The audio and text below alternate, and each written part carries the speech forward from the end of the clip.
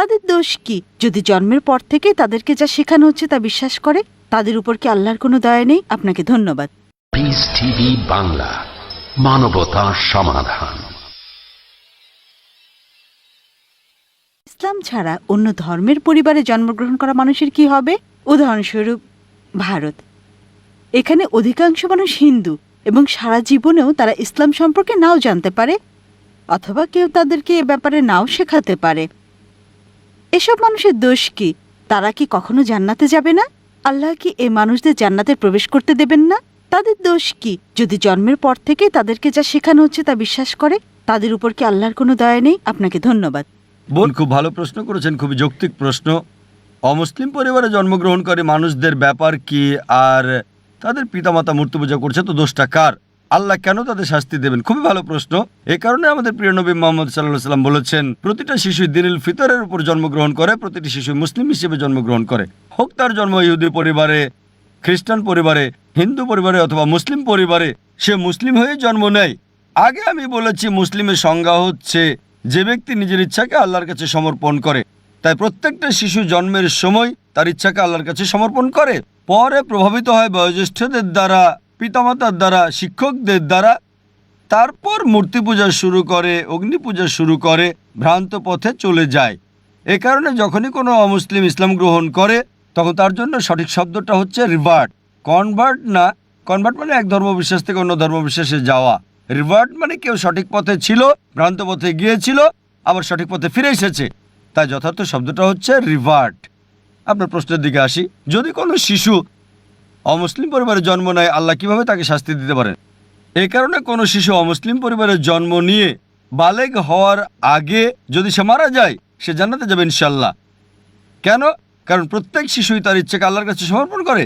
সে মুসলিম, তার হিন্দু অথবা খ্রিস্টান যে কোনো নাম হতে পারে, জন, রাম, এতে কোনো সমস্যা নেই। কিন্তু যদি শিশু বলে গণ্য হয় আর যদি সে অবস্থায় মারা যায়, তাহলে জান্নাতে যাবে, মুসলিম বা অমুসলিম যে পরিবারেই সে জন্মগ্রহণ করুক না কেন। পরবর্তীতে যখন সে বড় হয়ে ওঠে এবং বালেগ হয়, তখন সে দায়ী হয় তার নিজের কাজের জন্য।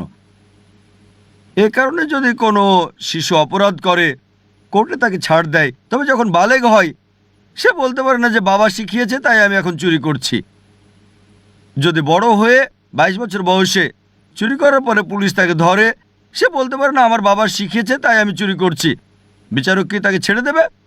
যদি 5 বছর বয়স হয়, বিচারক বলতে পারেন ঠিক আছে, সে শিশু, তার জ্ঞান বুদ্ধি হয়নি। কিন্তু যখন প্রাপ্তবয়স্ক হয়, তখন যদি বিচারককে সে বলে আমি চুরি করছি কারণ আমার বাবা শিখিয়েছে, তাকে ক্ষমা করা হবে না। প্রত্যেক ব্যক্তি তার কর্মের জন্য দায়ী। যখন কেউ প্রাপ্তবয়স্ক হয়, তখন তার দায়িত্ব হচ্ছে সত্য অন্বেষণ করা। আমাদের মুসলিমদের দায়িত্ব অমুসলিমের কাছে বাণী পৌঁছানো। ওই লোকটা বাণী গ্রহণ করুক বা না করুক, মানুষকে মুক্ত করে দেওয়া হলে যেটা হয়, দুটো সম্প্রদায় আছে যারা 1950 সালের আগে আধুনিক সভ্যতার কোনো ছোঁয়া পায়নি। একটা হলো কাপাউকি সম্প্রদায়, অন্যটা অ্যাস্টোরিয়ান অ্যাবরিজিনস। এই সম্প্রদায়গুলো 1950 সালের আগে আধুনিক সভ্যতার ছোঁয়া একেবারেই পায়নি। আর গবেষণা করে তাদের জীবন পদ্ধতি সম্পর্কে জানা গেছে যে সেটা ইসলাম ছাড়া আর কিছুই না। কিন্তু তারা নিজেদের মুসলিম বলে না, এক স্রষ্টা বিশ্বাস করে স্রষ্টার কোনো প্রতিমা নেই, কোনো প্রতিমূর্তি নেই। স্রষ্টার উপাসনা করার সময় তারা মাটিতে সেজদা দেয়, সবই ছিল ইসলামের মতো, শুধু নাম ছাড়া। তাই কোনো শিশুকে প্রভাবিত করা না হলে সে আল্লাহর কাছে নিজের ইচ্ছাকে সমর্পণ করে এবং সঠিক পথেই থাকে।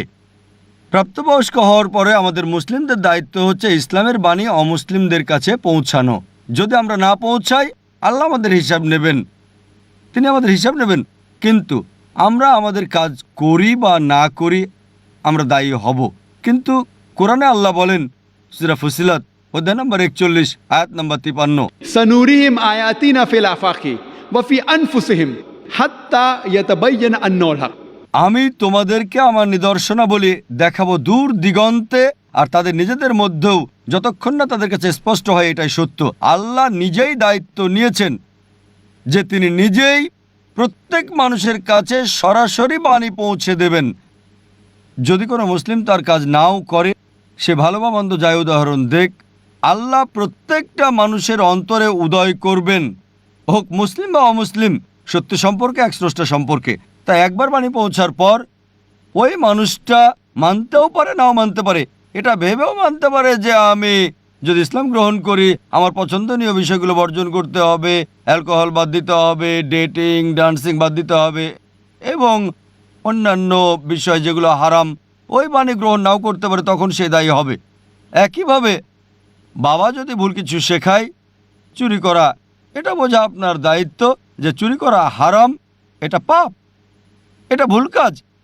সে বিচারকের কাছে গিয়ে বলতে পারে না যে আমার বাবা শিখিয়েছে তাই আমি চুরি করি। একইভাবে আল্লাহ তার বাণী সরাসরি পৌঁছাচ্ছেন প্রত্যেকটা মানুষের অন্তরে, হক সম্পর্কে, স্রষ্টার একত্ব সম্পর্কে, যে মূর্তি পূজা নিষিদ্ধ।